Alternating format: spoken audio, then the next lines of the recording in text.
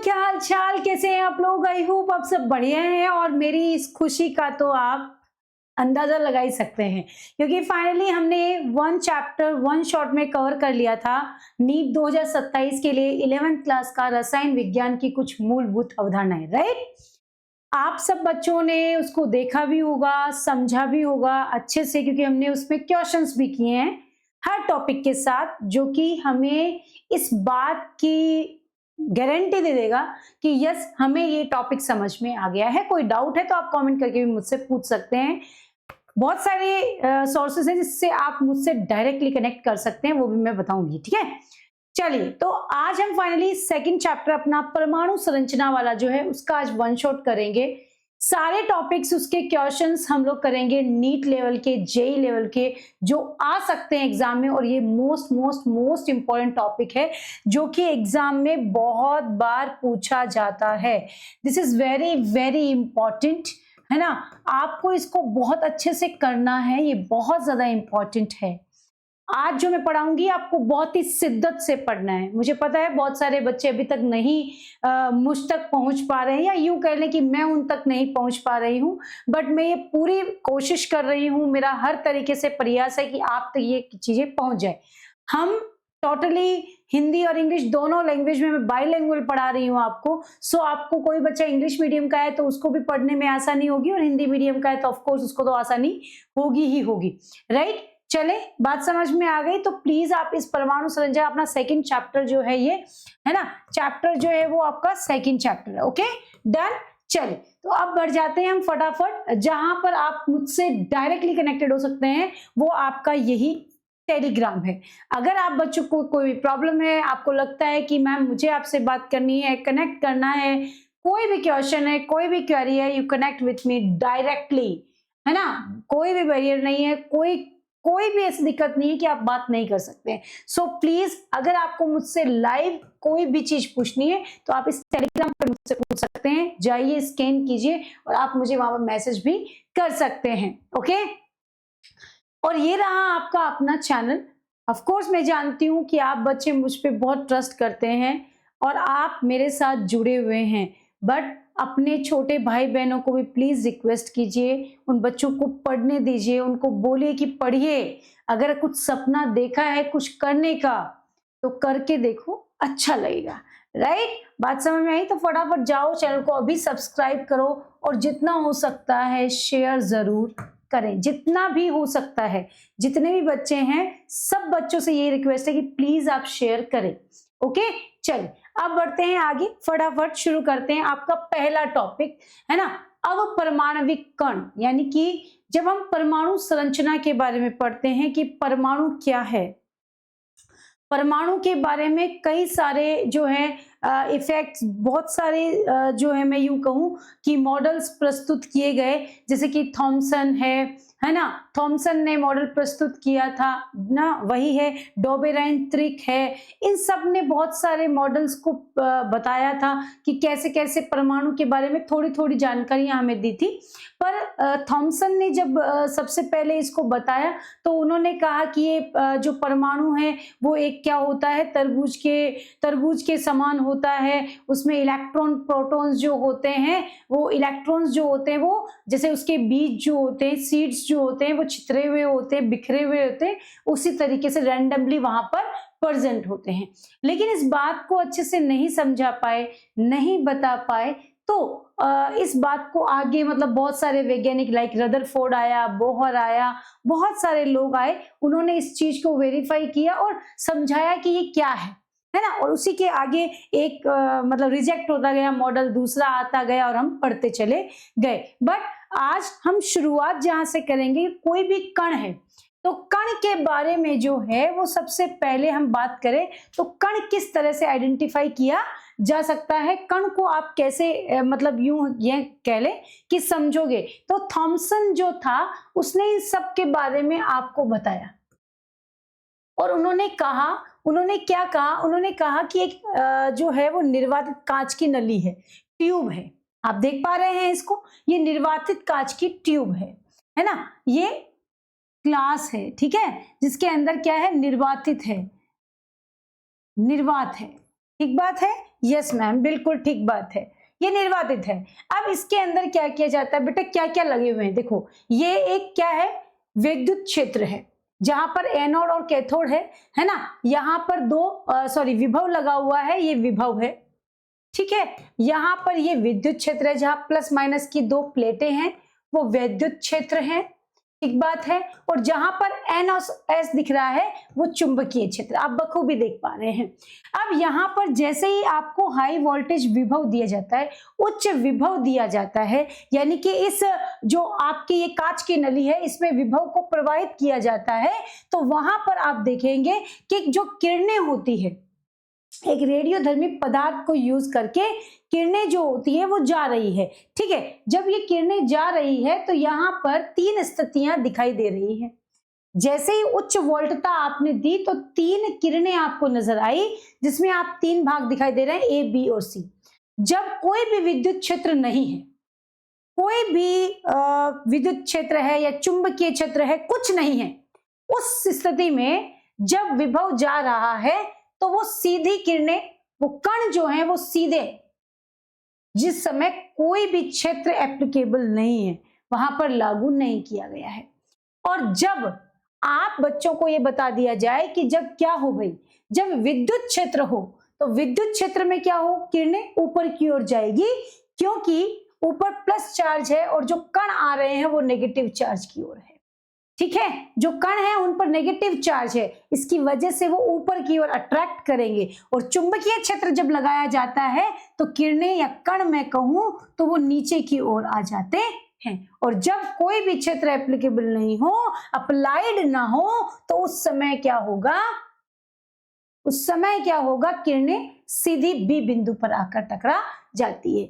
ये सब करने के बाद विद्युत क्षेत्र लगा दिया, चुंबकीय क्षेत्र लगा दिया, और विद्युत क्षेत्र चुंबकीय क्षेत्र को बैलेंस करने के बाद जो एक इलेक्ट्रॉन पर आवेश था उसका मान थॉमसन ने E बट्टा M करके उसका अनुपात बताया कि E बट्टा M का जो अनुपात है वो क्या होता है, यानी एक कण पर आवेश जो होता है वो कितना होता है, किस तरह से मापा जाता है। तो सिंपली यहाँ पर बता दिया गया था कि अगर आप देखें बच्चों तो यहाँ पर थॉमसन ने जब एक विद्युत प्रवाह किया, यानी यूं कह दो कि एक बहुत हाई वोल्टेज में कणों को फेंका, तो उस समय देखा गया कि कण जो है जब कोई क्षेत्र नहीं तो सीधा, जब विद्युत क्षेत्र हो तो ऊपर, जब चुंबकीय क्षेत्र लगा दे तो कण नीचे की ओर गमन करना शुरू कर देते हैं। और उस समय जब इनको बैलेंस किया गया तो उस समय एक कण के ऊपर E बटा M, एक इलेक्ट्रॉन का द्रव्यमान बट्टा उसका एक इलेक्ट्रॉन का आवेश बट्टा उसका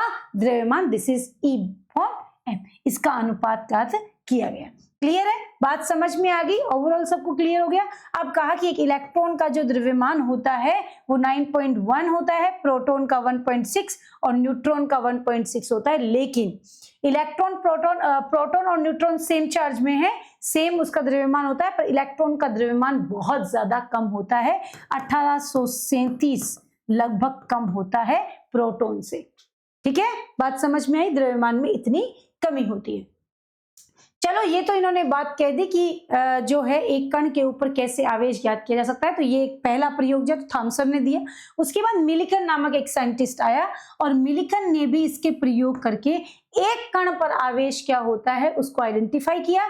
तो यहाँ पर बताया कि जो कण है उसके लिए उन्होंने क्या किया, एक बॉटल ले ली, एक टैंक ले लिया, ठीक है। उस टैंक के अंदर कुछ कुछ चीजें लगाई गई, जैसे फॉर एग्जाम्पल एटोमाइजर लगाया गया जिसमें क्या था, तेल भरा हुआ था और तेल को स्प्रे किया गया था, ठीक है। स्प्रे इसलिए ताकि एक एक कण जा सके वहां से, ठीक है। तो ये वो था, है ना, जिसमें क्या किया गया था, ऑयल की जो बूंदे थी ना, तेल की जो बूंदे थी उसको डाला गया था। ये दिख रहा है। एक्सरे किस लिए था, ताकि जो तेल की बूंदे आ रही है वो आवेशित हो सके। एक्सरे क्यों लिया गया, आवेशित करने के लिए, कणों को आवेशित करने के लिए एक्सरे का यूज किया गया। उसके बाद में माइक्रोस्कोप क्यों यूज किया मैम, माइक्रोस्कोप इसलिए ताकि जब कण आवेशित हो जाएं, जब वो गमन करे दो प्लेटों के बीच में, तो उस समय मालूम चले कि वो उसका आकार, उस पर आवेशित होने के बाद में वो कितना चार्ज रख रहा है। माइक्रोस्कोप में उसका आकार देखा जा रहा था। तो हमने ये देख लिया, आवेशित कणों को देख लिया। तो यहाँ पर तेल की बूंदों की बौछार की गई, फिर उनके ऊपर एक्सरे डाला गया तो वो सब कण आवेशित हो गए। आवेशित कण जब नीचे की ओर जा रहे थे तो उस समय एक कण पर कितना आवेश है ये बताया मिलिकन ने, और मिलिकन ने वो दिया क्योंकि वो सब नेगेटिव चार्ज थे तो वो पॉजिटिव प्लेट की ओर आकर्षित हो रहे थे। आप देख पा रहे हैं दो प्लेटें लगी हुई है, पॉजिटिव और नेगेटिव, सारे कण जो है वो पॉजिटिव की ओर जा रहे थे, यानी कि जो आवेशित कण पॉजिटिव है वो नेगेटिव की ओर, नेगेटिव है वो पॉजिटिव की ओर। जो नेगेटिव पे अटक गए तो उनके ऊपर जो चार्ज था 1.6 × 10⁻⁹ कूलाम था, जो कि किसका आवेश है, एक प्रोटॉन का। यानी उन्होंने कहा कि जो कण है उन पर आवेश जो है 1.6 × 10⁻⁻ क्या है, -19 कूलाम है। क्लियर है? प्रोटॉन का ये चार्ज द्रव्यमान होता है तो प्रोटॉन के लिए इन्होंने यहां पर भी यही चीज को दर्शा दिया। तो एक इलेक्ट्रॉन पर जब आवेश की बात की गई थी, इलेक्ट्रॉन और उस पे आवेश इक्वल होता है, प्लस चार्ज का ही फर्क होता है, plus minus, that's it, done. चले आई, तो यहां पर द्रव्यमान संख्या, समस्थानिक और समभारिक की बात की जा रही है, जो कि आपको बखूबी एकदम क्लियर हो चुका है, कहीं पर दिक्कत परेशानी नहीं है। किसका यूज कहां हो रहा है, क्यों हो रहा है और किस लिए किया गया है, इसकी थ्योरी भी हमने आपको समझा दी है। अब आ जाते हैं बच्चों कुछ क्वेश्चंस पर जो इसी पे आधारित है, इस टॉपिक पर आधारित है। हम इन टॉपिक्स को डिटेल में ही पढ़ रहे हैं, इसी तरीके से पढ़ रहे हैं ताकि क्वेश्चंस को अटेम्प्ट किया जा सके। अब यहां देखने की बात यह है कि पहला प्रश्न कह रहा है कि कैथोड जो किरण आ रही है, आप देख पाएंगे, मैं आपको यहां पर बता दूं कि यहां पर जो किरणें आ रही है, यहां पर विभव से जो किरण दी गई थी वो कैथोड रे था। समझ रहे बात को, कैथोड रे था, ठीक है, कैथोड किरण थी, इसीलिए वो नेगेटिव चार्ज रख रही थी, इसीलिए विद्युत क्षेत्र में वो ऊपर की ओर गमन हुआ था। डन है? यस मैम, डन है। तो यहां पर ये कह रहे हैं कि कैथोड किरणें जो हैं उनके कणों का E/m जो है, E/m अनुपात गैस की प्रकृति पर निर्भर नहीं करता है। गैस की प्रकृति पर निर्भर नहीं करता। थॉमसन ने कहा कि जब वो प्रयोग उसने किया तो उन्होंने देखा कि वो परमाणु का एक घटक है, जो कण है वो परमाणु का एक घटक है जो सबके लिए समान है। गैस कोई भी हो, हर गैस में उस कण का जो मान है, जो द्रव्यमान है, उसका अनुपात है, वो हमेशा क्या रहता है, बराबर रहता है, चेंज नहीं होता है। तो यहां कहा कि प्रकृति पर निर्भर नहीं करता है, सही बात है, कोई भी गैस भर दो, थॉमसन ने कहा था।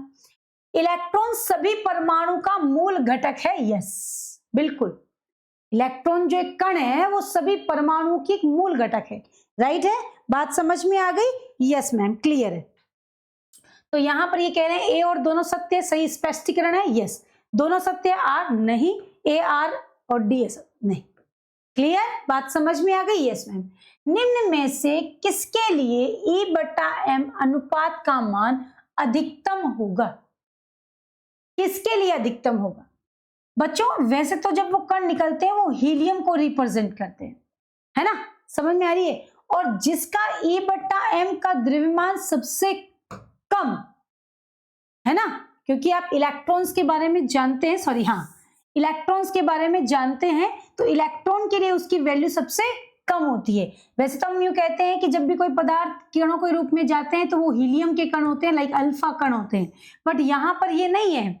यहाँ पर थॉमसन ने कहा कि जो कण आ रहे हैं वो उच्च वोल्टता के हैं और उन कणों को इलेक्ट्रॉन्स कहा गया, और इलेक्ट्रॉन का जो द्रव्यमान है वो प्रोटॉन और न्यूट्रॉन से, बच्चों प्रोटॉन और न्यूट्रॉन से कितना कम है, प्रोटॉन और न्यूट्रॉन से कितना कम है, फटाफट बताओ। प्रोटॉन और न्यूट्रॉन से बच्चों 1837 वह भाग है, 1/, तो लगभग ये कितना है, समझ आ रहे हैं? तो ये सबसे अधिकतम मान होगा, जब आवेश कम हो तो मान अधिकतम होगा, किसका होगा, इलेक्ट्रॉन का होगा। समझ में आ रही है मेरी बात की नहीं आ रही है? जल्दी से बता दो फटाफट कि यस मैम क्लियर है, जल्दी जल्दी बताओ सारे बच्चे, एवरीबॉडी है ना, क्योंकि अगर आप बाकियों का देखेंगे तो हीलियम का 1 है, हाइड्रोजन का क्या है भाई, हाइड्रोजन के ऊपर वैल्यू कितनी है, हीलियम का अगर आप +1 तो 1 इलेक्ट्रॉन हो गया, भार कितना हो गया 4 हो गया। यहाँ हाइड्रोजन की बात करें तो हाइड्रोजन का कितना है भाई, एक ही है, भार भी एक, द्रव्यमान भी एक। और वहीं पर अगर मैं बात करूं राजा किसकी भाई, हीलियम +2 की बात करूं तो यहाँ पर 2 हो गया और भार कितना हो गया बच्चों, वही 4 हो गया। तो इन सब की वैल्यू अगर आप निकालेंगे तो आप देखेंगे कि सबके वैल्यू में एवरीबॉडी जो यहाँ पर देखेगा तो यहाँ पर क्या आ जाएगा, 1/4 को 2.05 आ गया। 1/1 का आंसर तो वैसे भी एक ही आएगा। और यहाँ पर अगर अपने पास में 2 और 4 है तो 2/4 यानी कि 1/2, तो यानी कि 0.5। लेकिन इसका वैल्यू कितना है, 1 कितना है, लगभग कितना है, लगभग कितना है, 1837 के बराबर। क्लियर है, बात समझ में आ गई एवरीबॉडी, 18.37। चलो yes yes yes yes everybody, yes या नो। चलो बेटे सबको क्लियर, यस मैम, ये सब लोग कर लेना भाई। अब आता है एक तत्व के आयन पर 3 इकाई धनावेश है और उसमें इलेक्ट्रॉनों की तुलना इतना अधिक है, न्यूट्रॉन। यदि द्रव्यमान संख्या 56 है तो आयन क्या होगा। यहां देखो बच्चों, थोड़ा सा हम यहां पर आप बच्चों को समझा दे रहे हैं ताकि आपको चीजें क्लियर हो जाए, है ना। चले, यस मैम। आइए अब देखो भाई राजकुमारों, यहां पर ये क्वेश्चन क्या कह रहा है आपसे, एक तत्व के आयन पर 3 धनावेश हैं। मान लो आपको पता नहीं है ना, मान लो हमारे पास जो है, हम सब जानते हैं कि द्रव्यमान जो संख्या होती है, द्रव्यमान जो संख्या होती है वो प्रोटॉन प्लस न्यूट्रॉन होती है। प्रोटॉन प्लस,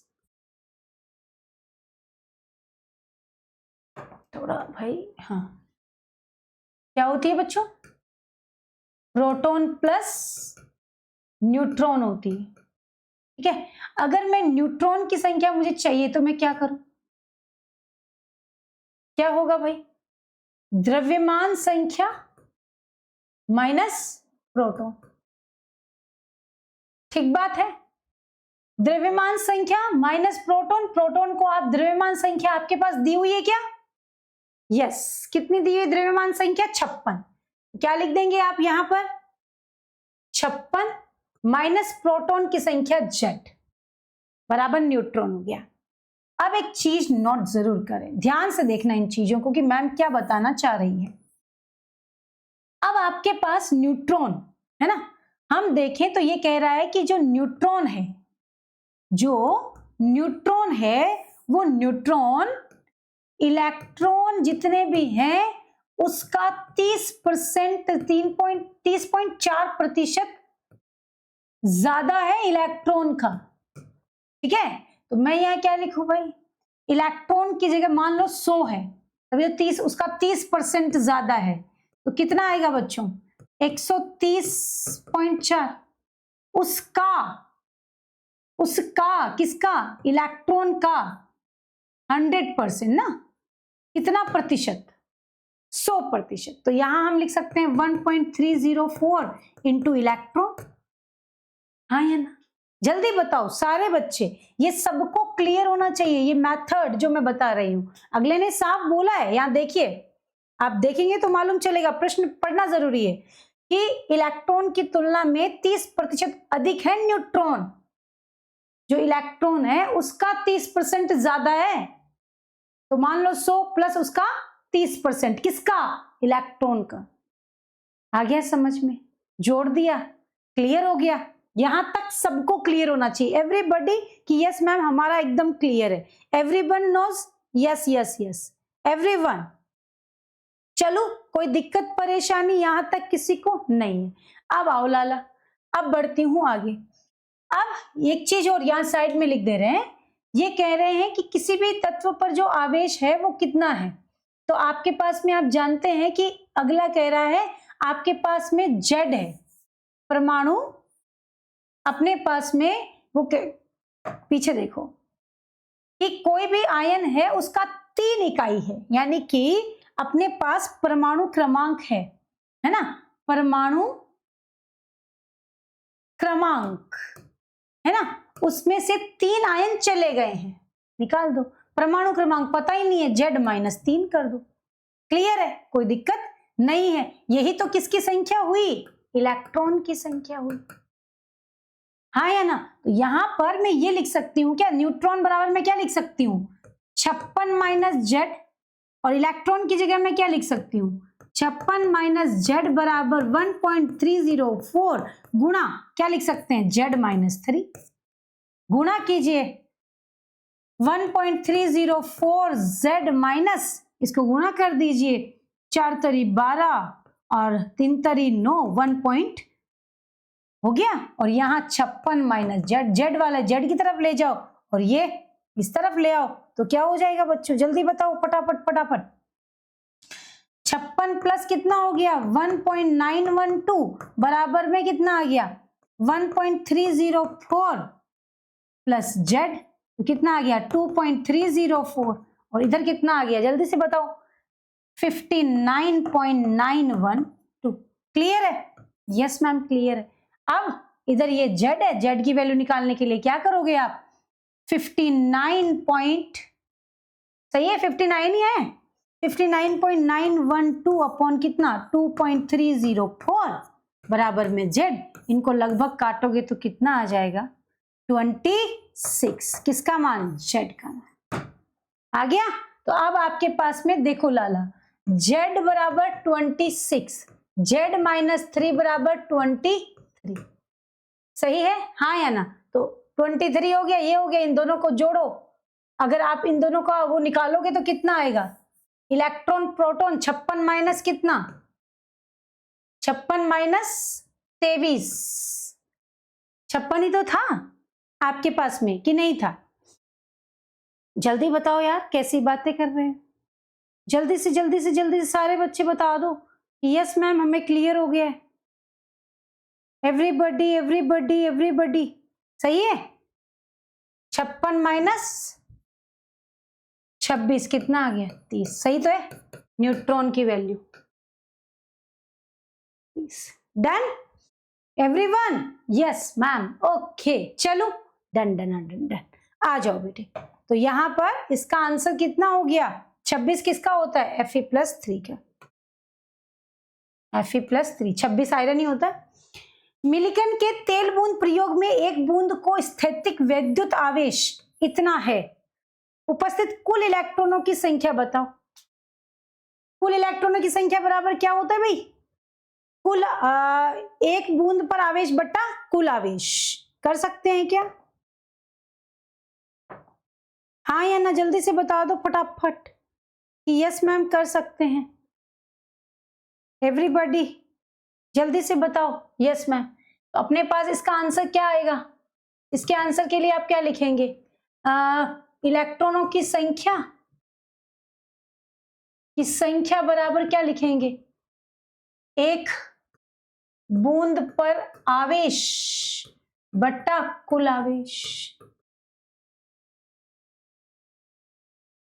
कितना है एक बूंद पर आवेश, एक बूंद पर आवेश कितना दिया है 1282,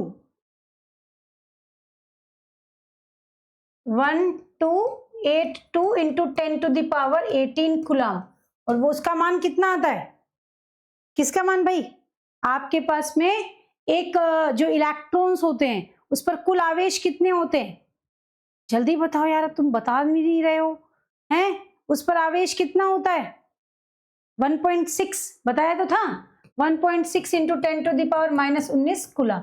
डन, कितना आएगा इस दिन को, लगभग काटोगे तो कितना आएगा, कितना आएगा बच्चों, लगभग 8 के करीब आएगा। ठीक है क्या आंसर में देखो, yes option A is the correct.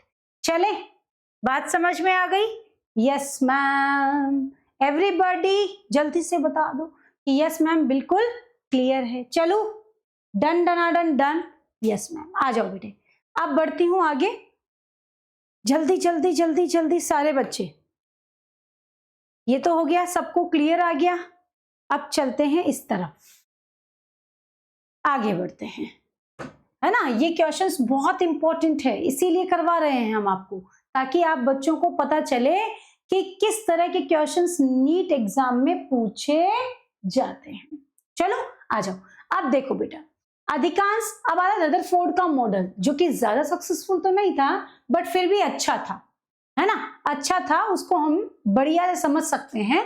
तो रदरफोर्ड ने कहा एक सोने की पन्नी ली, उसके ऊपर जो है 20,000 अल्फा कणों की बौछार की।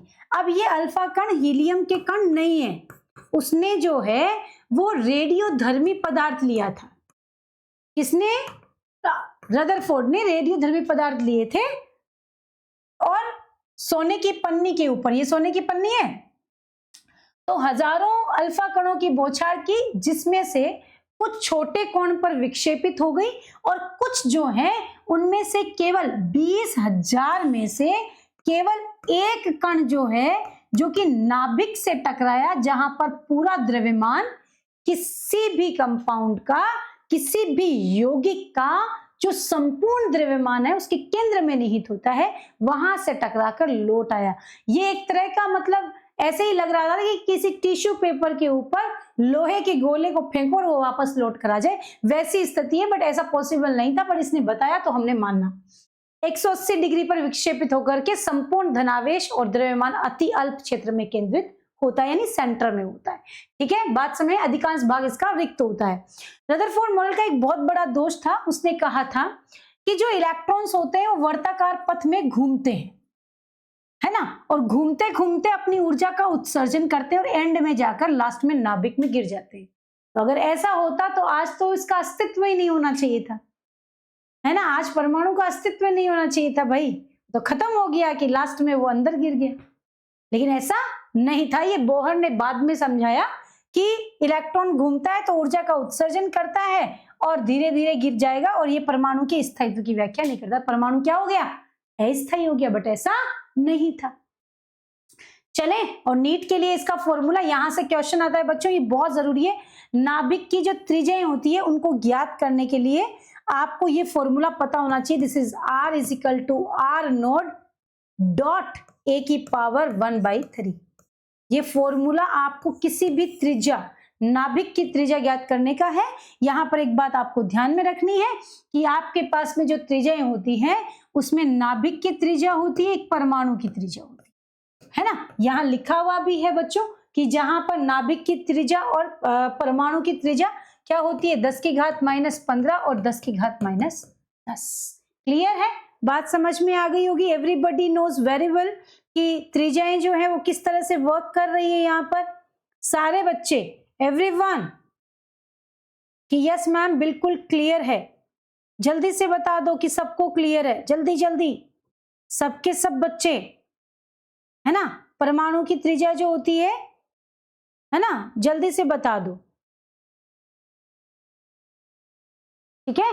तो नाभिक की त्रिज्या कितनी होती है? 15, और काफी छोटा होता है, और ये परमाणु, ठीक है। चलो समझ में आ गई? Yes ma'am. आइए अब बढ़ती हूं आगे, इससे रिलेटेड कुछ क्वेश्चंस हम लोग कर लेते हैं।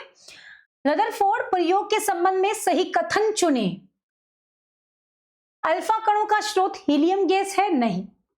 सोने की पन्नी का उपयोग उसकी उच्च आघात वर्धनता, बिल्कुल, पीट पीट कर उसको कई गुना बड़ा किया जा सकता है। विक्षेपित कणों की संख्या प्रकीर्णन कोण बढ़ने के साथ घटती है, बिल्कुल, है ना। विक्षेपित कणों की संख्या, अगर कोण बढ़ने लगेंगे तो विक्षेपण की दिशा में क्या होगा, उनकी संख्या घटने लगेगी, वो सीधे गुजरने लगेंगे, ठीक है। तो यहां पर सही है, फर्स्ट तो गलत है, सेकंड और थर्ड दिया है, यस सेकंड और थर्ड सही है। रदरफोर्ड, अच्छा, इसमें परमाणु की त्रिज्या नाभिक की त्रिज्या का अनुपात किस कोटि का ऑर्डर होता है? अभी आपको बताया था कि अगर मैं बात करूं यहां पर क्या भाई, 10 की घात क्या होती है, -10, और यहां होता है 10 की घात -15। ये ऊपर गया तो 10 की घात -10 प्लस 15, तो कितना आ गया, 10 की घात 5। यस, हाँ या ना? परमाणु की त्रिज्या बटा नाभिक की त्रिज्या, यार क्लियर है कि नहीं है? जल्दी से बताओ, सबको क्लियर हुआ कि नहीं? यस मैम, हमारा तो बिल्कुल क्लियर है। Everybody, yes ma'am. कथन, रदरफोर्ड मॉडल हाइड्रोजन के लिए रेखीय स्पेक्ट्रम को समझाने में विफल रहा, बिल्कुल। रदरफोर्ड ने स्पेक्ट्रम दिखाया था, है ना, कि स्पेक्ट्रम के बारे में कि भाई जब अपन किरणें उत्सर्जित होती है, इलेक्ट्रॉन किरणों का उत्सर्जन करता है, तो उन्हें अगर इलेक्ट्रॉन अगर किरणों का उत्सर्जन कर रहा है तो उसे एक ब्लैक बोर्ड पर या ब्लैक पर्दे पर लो तो कुछ किरणें नजर आती हैं, उन किरणों के मध्य छोटी छोटी किरणें भी नजर आती हैं। ये क्या है? समझा ही नहीं पाया, पता ही नहीं पाया कि ये क्या है। तो ये विफलता थी उसकी, उसने नहीं बताया, है ना। जीनोम प्रभाव, स्टॉक प्रभाव जो थे वो नहीं बता पाया। ठीक है, तो यह मॉडल इलेक्ट्रॉनों के वितरण और उनकी ऊर्जा के बारे में कोई जानकारी नहीं देता। क्या ये दोनों जो है वितरण और ऊर्जा के बारे में बिल्कुल सही बात है, स्पेक्ट्रम को सफल सही बात है, ये दोनों तो ए और आर दोनों सत्य है। क्लियर? नहीं समझा पाया था। और मॉडल इलेक्ट्रॉन के वितरण में उनकी ऊर्जा के बारे में भी कहा, वो कह रहा है कि इलेक्ट्रॉन जब घूमता है उत्सर्जन करता है, अरे नहीं करता है ना। जब वो एक कक्षक से, वो बोहर ने बताया, अभी मैं नहीं बताऊंगी, है ना, तब वो उत्सर्जित करता है ऊर्जा का। ठीक है, चलो, यदि एल्यूमिनियम, देखो आ गया ना, कि नाभिक की त्रिज्याएं, है ना, एल्यूमिनियम और टेल्यूरियम के नाभिक की त्रिज्याओं का क्या होगा, अनुपात बताओ। तो सिंपल सी बात है, अगर यहां पर अपन पहले एल्यूमिनियम की देखेंगे तो एल्यूमिनियम के लिए क्या लिखोगे आप, आर बराबर क्या लिखोगे, आर नॉट, और एल्यूमिनियम के लिए 27 दिया है, 1/3 यानी क्या 3 का क्यूब हो गया, 3 आ गई। फिर दूसरे में टेल्यूरियम के लिए लिखोगे, है ना, तो वहां पर आर नॉट आ गया, और यहाँ पर क्या है, एल्यूमिनियम के लिए कितना दिया है, 125 दिया है, तो यहाँ पे कितना आ गया, 1/3 करोगे तो 5 आ गया। अरे नहीं भाई, क्या आ गया बेटा, 5 आ गया। यस मैम, तो क्या हो जाएगा, कितना हो जाएगा, टेल्यूरियम के नाभिक की त्रिज्या और उसके नाभिक की त्रिज्या, तो इसके नाभिक की त्रिज्या ज्यादा है, इसकी कम है, तो 5/3। क्लियर है? यस और नो, जल्दी से बता दो फटाफट सारे बच्चों को। यस यस यस, दोनों का अनुपात हो तो यहां पर लिख देंगे अपन कि कितना आ जाएगा, 5/3। That's it. यहाँ है क्या, yes, option A is the correct. चलो ओके, चले अगला देखो बेटा, this is very important again, कि स्पेक्ट्रम और क्वांटम सिद्धांत जो होता है वो क्या होता है। प्लांक का क्वांटम सिद्धांत और hydrogen spectrum, this is EMR, electromagnetic rays, है ना। तो यहां पर हम देखते हैं कि आपको एक स्पेक्ट्रम यहां नजर आ रहा है, जहां पर gamma, X ray, ultraviolet, visible, infrared, microwaves और रेडियो वेव्स, ये सब रेस का वेवलेंथ और तरंग दैर्ध्य और आवर्ती एक दूसरे को मैच करता है। अगर आप वेवलेंथ और आवर्ती को देखेंगे, है ना, फ्रीक्वेंसी और वेवलेंथ को यदि आप कंसीडर करते हैं तो वो एक दूसरे के हमेशा व्युत्क्रमानुपाती होती है, हमेशा।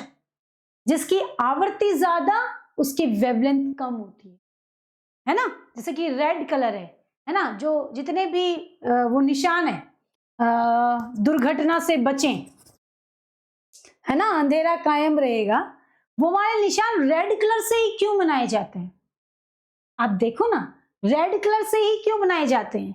सब बच्चे ध्यान दो, यहां से यहां जाने पर क्या हो रहा है, वेवलेंथ इस तरफ जा रही है, बढ़ रही है ना, और इस तरफ जा रहे हैं तो ये क्या हो रही है, लैम्डा का मान इस तरफ बढ़ रहा है, हाँ या ना, जल्दी बताओ।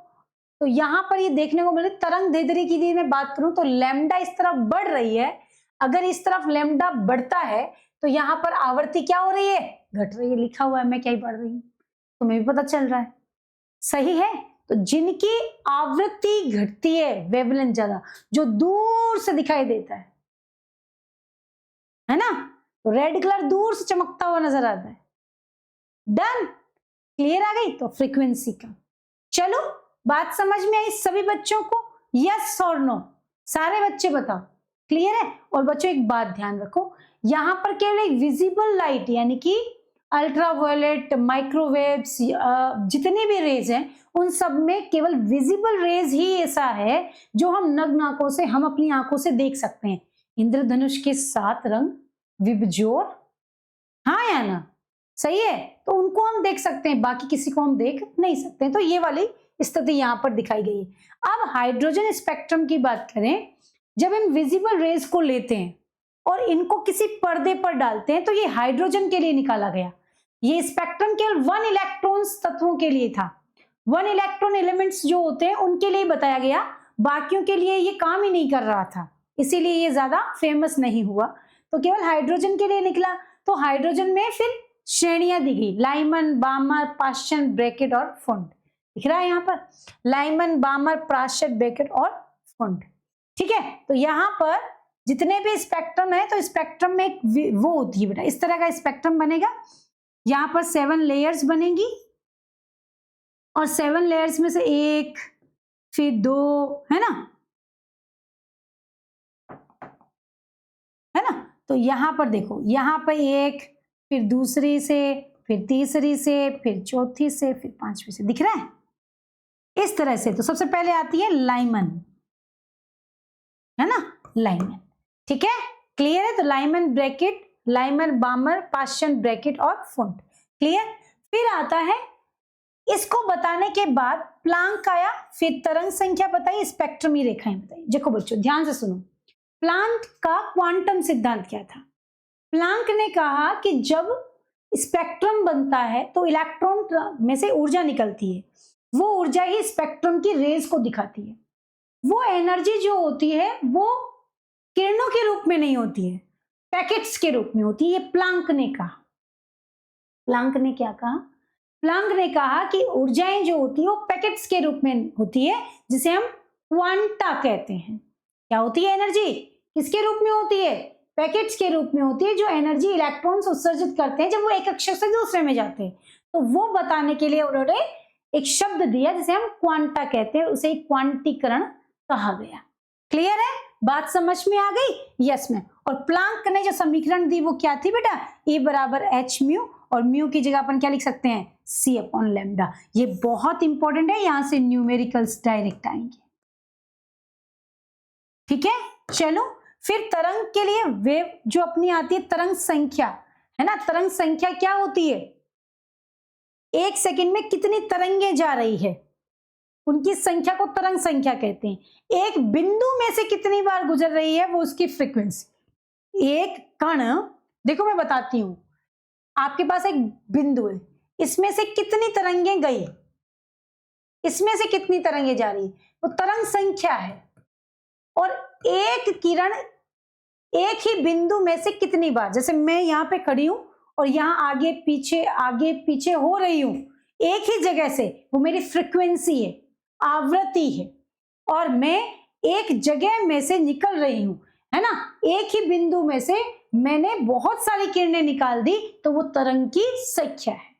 क्लियर, समझ आ गई। Yes ma'am. स्पेक्ट्रमी रेखाओं की संख्या ज्ञात करने का डायरेक्ट फॉर्मूला मैं बता दे रही हूं बच्चों, दिस इज वेरी इंपॉर्टेंट। ये सब फॉर्मूले आपको याद रखने हैं। ठीक है, चलो आ जाओ। अब देखो, बामर श्रेणी में अधिकतम तरंग दैर्ध्य और न्यूनतम तरंग दैर्ध्य का अनुपात क्या होगा।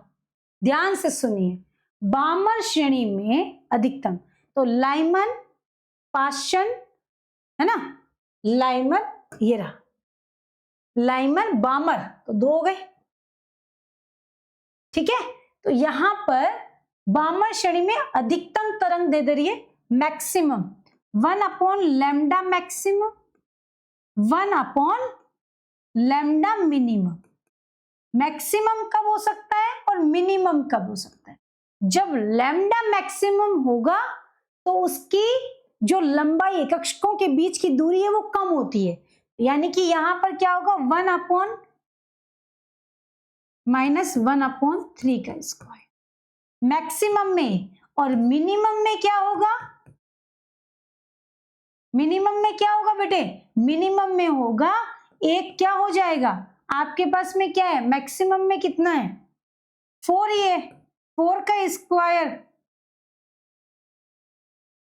स्टार्टिंग सोई 2 है ना, बामर में 1/2 का स्क्वायर माइनस अनंत का स्क्वायर, तो ये तो 0 हो गया। ठीक है, बात क्लियर हो गई। तो इसको जब आप कैलकुलेट करेंगे तो इसका आंसर क्या आ जाएगा बच्चों, 9/5। क्लियर है, बात समझ में आ गई सभी को। कितनी आएगी भाई, अरे बोलो, तुम लोग बोलते नहीं हो भाई, ऐसे थोड़ी होता है। समझ में आई कि नहीं? Option B is the correct. सारे बच्चे इसको निकाल लेंगे, एवरीवन। चलो नेक्स्ट में आ जाओ बच्चों। 337.1 नैनोमीटर तरंग दैर्ध्य वाले नाइट्रोजन लेजर से इतने फोटोन उत्सर्जित होते हैं। इतने फोटोन उत्सर्जित होते हैं, लेजर की कुल ऊर्जा क्या होगी? इसका क्या फॉर्मूला होगा? सारे बच्चे देखो फटाफट। ये कह रहा है कि नैनोमीटर, आपके पास में क्या है भाई? नैनोमीटर है, तो उसके लिए फोटोन की ऊर्जा कैसे निकालोगे? तो फोटोन की ऊर्जा निकालने का सूत्र क्या होता है? एक फोटोन की ऊर्जा निकालने का सूत्र क्या होता है बेटा? लिखो सब। एक फोटोन, कैलकुलेट कर लेना, फोटोन की ऊर्जा बराबर hc/λ। और फिर कह रहा है कुल ऊर्जा। कुल ऊर्जा में क्या लिखोगे? कुल ऊर्जा में क्या लिखोगे बच्चों? जल्दी बताओ फटाफट। एक फोटोन की ऊर्जा इंटू, एक फोटोन की ऊर्जा इंटू कुल फोटोन की संख्या, कुल फोटोन की संख्या। ठीक है, इसको कैलकुलेट करना, देन उसके बाद में ये आ जाएगी। यस, कुल फोटोन दिए हुए बेटा, एक फोटोन आप यहां से निकाल ही लेंगे एनर्जी में।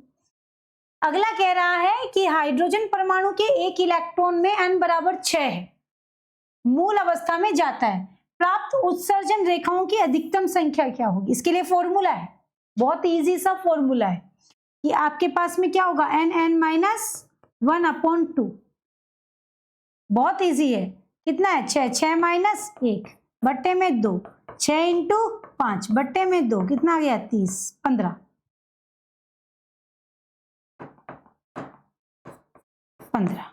आ रहा है आंसर? यस। चलो, यदि एक फोटोन की ऊर्जा इतनी है तो उसकी तरंग दैर्ध्य कितनी होगी? E बराबर क्या होता है? hc/λ। आ जाएगा फॉर्मूले से? Yes ma'am. एवरीबॉडी जल्दी, सारे बच्चों को पता होना चाहिए भाई। जल्दी जल्दी जल्दी, लैम्डा से सी निकल जाएगा। एवरीवन लैम्डा इधर ले आओ, ई इधर ले आओ, हो जाएगा सीधा।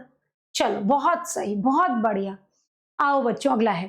अब आ जाता है बोर्ड, जो कि सबसे इंपॉर्टेंट है और सबसे ज्यादा सटीक इसने उत्तर दिए। इसमें भी कमियां थी, ऐसा नहीं है, बट काफी हद तक इसने इस चीज को शॉर्टेड कर दिया कि परमाणु क्या है, इलेक्ट्रॉन क्या है, कहाँ ऊर्जा का उत्सर्जन होता है, कब अवशोषण होता है, सब बताया। इन्होंने कहा कि इलेक्ट्रॉन्स जो होते हैं एक निश्चित दीर्घवर्ताकार कोश में चक्कर लगाते, दिस इज दीर्घवर्ताकार। इनमें जब चक्कर लगा रहे होते हैं तो आराम से चक्कर लगाते, कुछ भी प्रॉब्लम नहीं है इनको। लेकिन लेकिन लेकिन लेकिन जब ये एक कक्षक से दूसरे कक्षक में आते हैं तो ऊर्जा का क्या करते हैं? या तो उत्सर्जन करते हैं या फिर अवशोषण।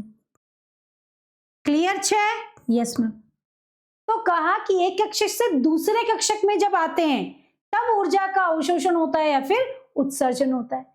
दूसरी बात, एक निश्चित कोश जहां होता है वहीं पर ही क्या करते हैं? ये चक्कर लगाते हैं, हर कहीं चक्कर नहीं लगाते। एक फिक्स एनर्जी होती है जहां पर NH/2π एक कोणीय संवेग है ना, जिसके संवेग की वैल्यू इतनी होगी, वहीं पर ही चक्कर लगाएगा, उसी कक्षक में चक्कर लगाएगा, इसके अलावा नहीं। क्लियर है? बात समझ में आ गई? तो निश्चित वर्गाकार कोश में चक्कर लगाएगा, साथ ही साथ वह कोणीय संवेग का क्वांटीकरण करता है। ऊर्जा परिवर्तन के लिए कुल ऊर्जा बराबर क्या होता है? अंतिम माइनस प्रारंभिक लिखा हुआ है। अब यहां पर ऊर्जा अनंत यानी अपने को चाहिए, तो वहां पर ये फॉर्मूला आपको ज्ञात करना है। त्रिज्या के लिए फॉर्मूला आपको लगाना है, देन वेग नियम ज्ञात करने के लिए ये चीजें आपको मैं इसीलिए लिख कर दे रही हूं ताकि आप डायरेक्ट आपको पता चले कि कहां पर कौन सा फॉर्मूला एप्लीकेबल है। This is very important. Okay done.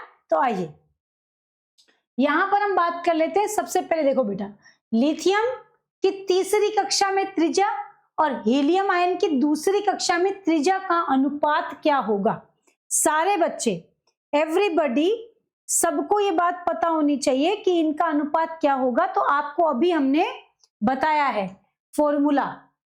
कहाँ है? ये रहा। यहां फॉर्मूला नहीं दिया है क्या कि R समानुपाती n का स्क्वायर? नहीं दिए हैं। चलो n स्क्वायर जेड दिया तो है, ये रहा ना, n स्क्वायर जेड। क्लियर है? बात समझ में आ गई? तो हम यहां पर लिख देंगे सीधा सा, है ना, R समानुपाती n स्क्वायर जेड। खत्म बात। अब अपने पास लिथियम की बात करें चाहे हम हीलियम की बात करें, तो कक्षों की त्रिज्याएं कितनी है, परमाणु क्रमांक कितना है? तो लिथियम कितने में है? लिथियम के लिए अगर बात करूं तो 3 का स्क्वायर बट्टे 3, तीसरा ही कक्षक है। और हीलियम के लिए बात करूं तो कितना कक्षक है? दूसरा कक्षक है, और त्रिज्या आयन की दूसरी कक्षा है, और परमाणु क्रमांक भी 2 है। तो क्या हो गया? 4 बट्टे 2, 1 बट्टा 2, है ना, 3 तरी 9। कितना आ गया भाई? सॉरी, एक तो क्या ही कर ले, फटाफट मिटता नहीं है। चलो, यहां पे कितना आ गया? 4 बट्टे 2, 2 आ गया। यहां 3, सही है बच्चों, 3 अनुपात 2 सही है। ऑप्शन क्या आएगा आंसर? Option A. अगला देखो भाई, हाइड्रोजन की परमाणु आयनन ऊर्जा इतनी है, हीलियम के लिए इतना है। उत्तेजित करने के लिए आवश्यक ऊर्जा क्या होगी? कौन सा फॉर्मूला लगेगा, जल्दी बताओ। इनमें से कौन सा फॉर्मूला लगेगा एनर्जी के लिए? त्रिज्या के लिए तो बता ही दिया है। एनर्जी के लिए कौन सा फॉर्मूला लगेगा? En बराबर, सही है, यही फॉर्मूला लगेगा। En बराबर 13.6 जेड स्क्वायर एन स्क्वायर। लिख दो भाई साहब यहां, En बराबर 13.6 एन स्क्वायर जेड स्क्वायर। सही लिख रही हूं? Sorry, Z square N square.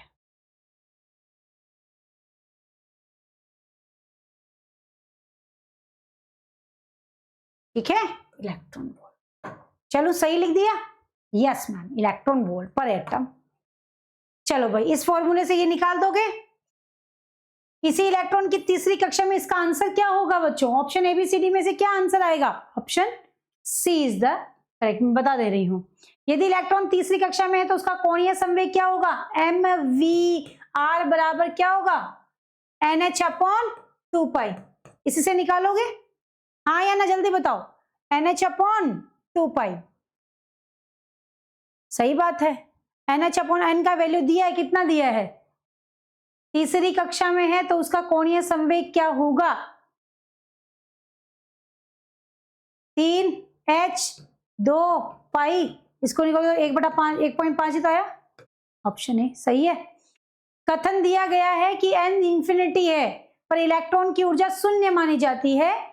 r infinity हो तो इलेक्ट्रॉन नाभिकीय आकर्षण बल से मुक्त होता है। बात तो बिल्कुल सही है, एकदम सही बोल रहा है ना? तो दोनों कथन और कारण दोनों सही है। Option A is the. चलो बहुत बढ़िया, आ जाओ बच्चों। अब आता है आपके पास क्वांटम यांत्रिकी और क्वांटम संख्या। क्वांटम यांत्रिकी ध्यान रखो, डी ब्रोगली समीकरण था, है ना? डी ब्रोगली ने कहा था कि कोई भी तरंग जो होती है वो तरंग और वेव दोनों के रूप में, सॉरी, कण और तरंग दोनों के रूप में काम करती है। इसीलिए उसने एक फॉर्मूला दिया H/mv, है ना? इसे H/p भी लिखा जा सकता है।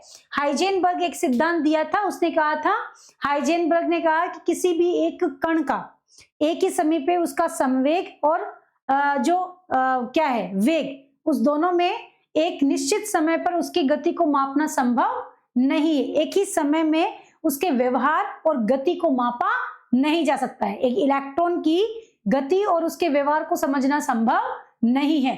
तो हम लोग उसकी स्थिति और उसका संवेग, स्थिति और संवेग, इन दोनों में एक साथ मापन संभव नहीं है। अगर स्थिति को मापोगे सही सही तो वेग बदल जाएगा, वेग मापोगे तो स्थिति में परिवर्तन आ जाता है, तो ये पथ निश्चित नहीं है। क्लियर है? अब आई क्वांटम संख्याएं। क्वांटम संख्याएं क्या होती है बेटे? क्वांटम संख्याएं वो होती है ऐसी चार संख्याओं का समूह है, चार संख्याओं का समूह है जो कि इलेक्ट्रॉन का पूर्ण परिचय देती है। जो इलेक्ट्रॉन का पूर्ण परिचय देती है उसे हम क्वांटम संख्याएं कहते हैं। मुख्य क्वांटम संख्या जो कोई भी एक इलेक्ट्रॉन है, मान लो इलेक्ट्रॉन किस कोश में है, चार अपने पास sp,d,f प्रमुख कक्षक यही होती है, sp,d,f यही होता है। ओके, तो उपकोश है KLMN, है ना। सबसे पहले मुख्य कोश KLMN, ठीक है। उसके बाद में दिग्वंशी क्वांटम संख्या जो उपकोश बताती है S, P, D और F। चुंबकीय क्वांटम संख्या की वो किस कक्षक में चक्कर लगा रहा है ना, उसकी विन्यास को बताती है कि किस विन्यास में है ना। तो वो होती है चुंबकीय क्वांटम संख्या। फिर चक्रण किस तरह से कर रही है, किस कोश में है, एग्जिस्ट कहां कर रही है, ओरिएंटेशन कैसा है, जैसे कि S का गोलाकार है, P में डंबलाकार है, D में द्विडंबलाकार है, तो इसको वो बताता है और इसमें चक्रण को बताता है। ठीक है, बात समझ में आ गई। अब आ जाते हैं क्वेश्चन पे।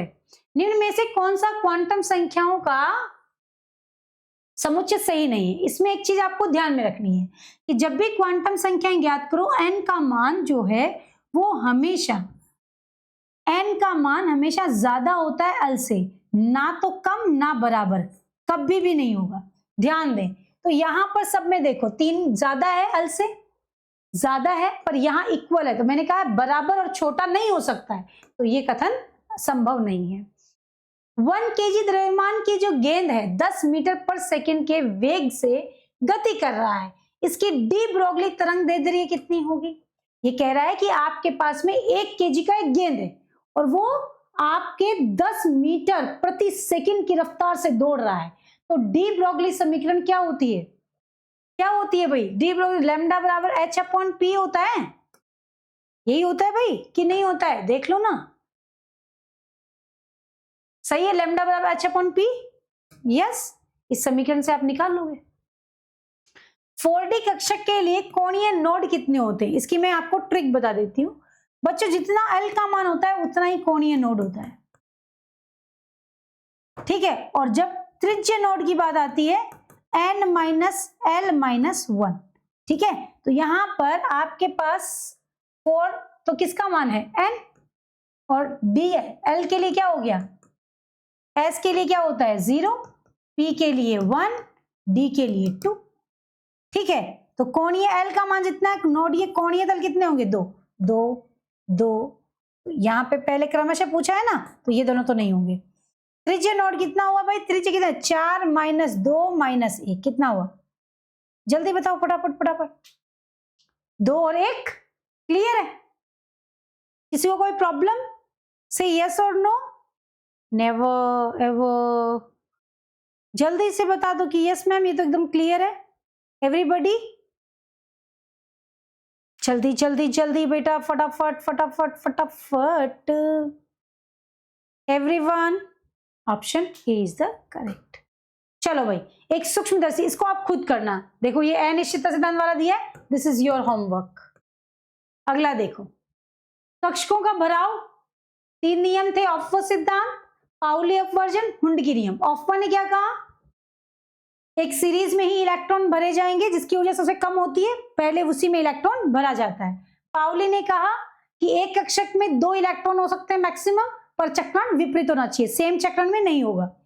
हुंड ने कहा कि जब आप इलेक्ट्रॉन भर रहे हैं तो इलेक्ट्रॉनों का युग्मन तब तक नहीं जब तक सारे कक्ष में एक एक इलेक्ट्रॉन ना भरा जाए, ठीक है। अपवाद कहता है कि अर्धपूरित पूर्णपूरित कक्षक जो होते हैं अधिक स्थायी होते हैं, ये एक्सेप्शन है। आओ भाई, Fe+3 आयन के लिए अयुग्मित इलेक्ट्रॉनों की संख्या कितनी है भाई? कितनी है Fe+3 में? 3d6 4s2, 3 गए 2 और 1 3, 5 अयुग्मित इलेक्ट्रॉन।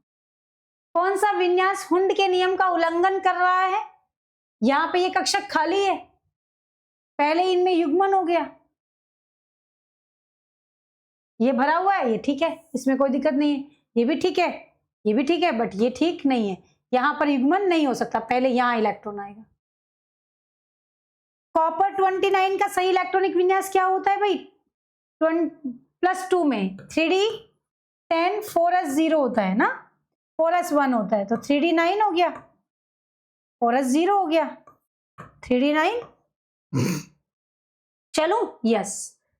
कथन में क्रोमियम का विन्यास ये है, अर्धपोहित कक्षकों में विन्यास की ऊर्जा अधिकतम होती है, और इसका बिल्कुल सही, option A is the correct. आओ जी आओ। परमाणु मॉडल का विकास सबसे पहले डाल्टन, फिर थॉमसन, फिर रदरफोर्ड, बोहर, फिर क्वांटम आया था। ठीक है, सबसे इंपॉर्टेंट, इनको डिटेल में पढ़ना है तो आप मुझे कमेंट कर सकते हैं, मैं ये पूरे नोट्स भी आपको अवेलेबल करा दूंगी। ठीक है, आंसर्स दिए गए हैं, और ये हाई जो भी चीजें ज्यादा पूछ जाती है, बार बार पूछ जाती है, उनके बारे में बताएं। ठीक है बच्चों, अगर आपको इसके नोट्स चाहिए तो आप पीडीएफ में मेरे को मैसेज कर दीजिएगा कि मैम मुझे इसका पीडीएफ सेंड कर दो, मैं पर्सनली आपको टैग कर दूंगी। सही, और अगर कोई बच्चा यहाँ पर भी मुझे मैसेज कर सकता है, मैं पर्सनली उसको रिप्लाई कर दूंगी, यहाँ पर भी आप मुझे मैसेज कर सकते हैं। ओके, से यस और नो। यस, क्लियर है? तो आज का सेशन बस इतना ही, मिलेंगे फिर, तब तक खुश रहो, मस्त रहो, पढ़ते रहो। बाय बाय, टेक केयर, जय हिंद, थैंक यू।